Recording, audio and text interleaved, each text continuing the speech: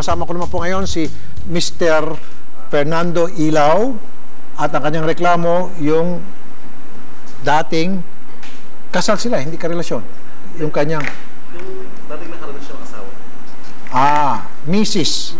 At yung dating karelasyon ng kanyang Mrs. Pinapakalat kasi sa social media ni lalaki. Talagang grabe ito, sir. Itong si lalaki, nakakalalaki talaga. Itong naging karelasyon ni Mrs. Pinapakalat po yung video. Hindi pa kontento dun sa ginawa sa'yo. Ngayon, sinasaktan ka for the second time. Yung video nila ni Mrs. mo, kumakalat ngayon sa social media. Ba't niya ginagawa to, sir? Hindi ko nga, sir, alam po anong dahilan nila eh. Okay. Nakausap mo na ba si Mrs. tungkol dito? Nakausap ko na, sir. Ano sabi ni Mrs.?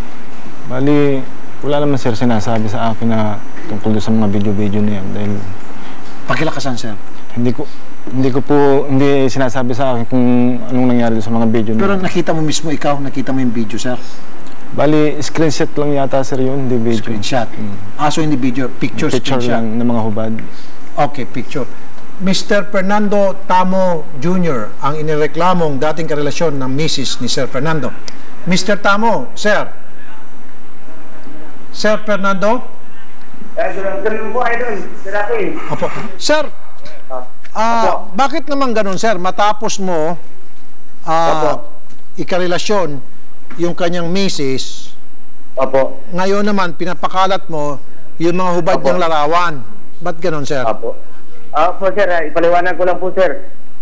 Kanito po kasi, sir, hindi ko alam na may asawa yan. Tapos, nagsama po kami sa Pilipinas, hindi ko po alam na may asawa talaga siya na hindi sinasabi kasi pinapakilala ko na sa mga anak ko yan at saka pamilya ko. Matagal po kami sa Pinas, mag-isang taon. Okay. Isang taon po. Ngayon po, nandito ako sa abroad, mga 11 months, lagi ako nagpapadala sa kanya, hindi pa niya rin sinabi.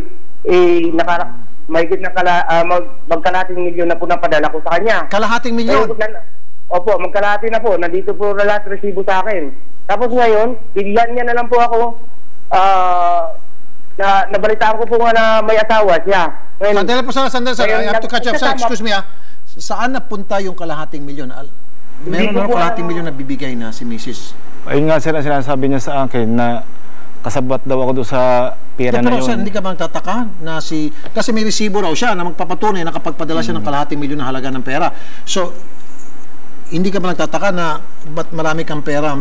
Hindi po ako nagtataka dahil ang sinasahod ko po nasa asawa ko din eh. Nung nasa Pilipinas siya. Hindi, pero OFW din ba kayo, sir? Hindi.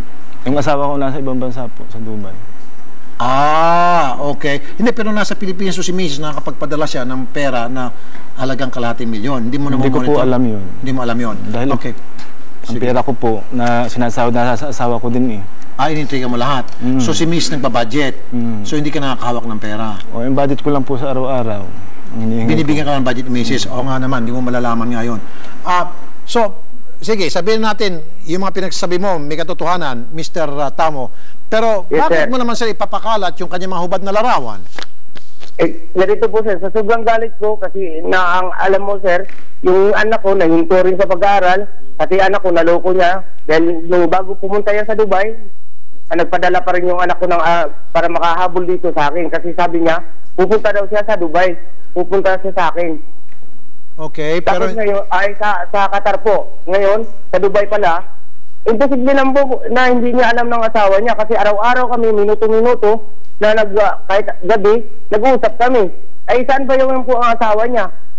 Kahit minuto o tumatawag po ako sa kanya. Imposible naman po hindi alam. Kaya alam ko, pagkatotoo ko, na kasama yung asawa niya.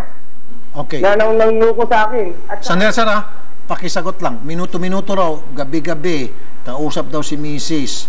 Hindi mo monitor yun? Bali po, ang pasok ko po, 8 to 8. Umuwi po ako ng alas 8 ng gabi. Tapos pagdating doon, kakain lang ako. Tapos tutulong na ako. Tapos papasok na ulit po ako ng umaga. Yun po ang pasok ko sa trabaho ko. 8 to 8 ka. Pagdating ng gabi, 8 o'clock. Kakain lang po. Tapos magkukwento-kwentuhan lang kami ng kaunti. Tapos tutulong na ako. Matulog kang mag-isa? Hindi mo kasama si Mrs.? Kung po, minsan po nandoon sa labas, yung bahay namin. Oh, pero hindi ka ba nagtataka? Matutulog na ako, misis ko nasaan pa. Kung minsan po natutulog kami lang sa bahay. Oh, tapos? Wala man po ako napapansin Pero ang sinasabi niya, minuto-minuto raw nag-uusap. Wala po ako napapansin na magkausap sila. Sige. Sir, ganito pong gawin natin. Tutuloy natin ito mamaya sa taas. Pero for the meantime, sir, sir, makinig ka. For the meantime, sinasabi ko na sa'yo, nalalagay sa alanganin yung katayuan mo dahil pwede ka makasuhan sa anti-cybercrime dahil sa pagpapakalat ng mahubad na larawan na yan, especially na inamin mo mismo ngayon on air o national TV na ginawa mo yon dahil sa galit mo sa misis niya. So malilintikan ka rito. Maliban na lang kung ikaw ay makipag-usap, makipag-ayos dito sa mag-asawa, then wala kang kaso. Okay, sir? Opo, sir. Eh, paano naman po yung ano ko, sir?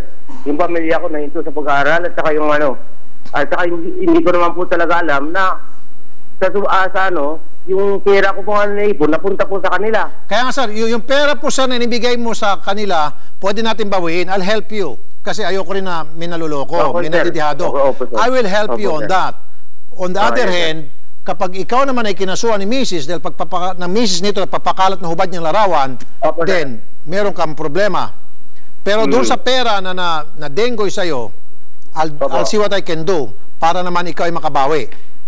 Opo, sir. Okay, sir? Okay. Sir, itutuloy natin mamaya, sir, sa alas 2, ha? Wala nang oras, sa Wanted sa radyo. Opo, sir, kasi nasa trabaho po ako, sir, ha? Salamat, sir, Rafi. Opo, sir, opo, sir. Salamat sa lahat. Opo, sir.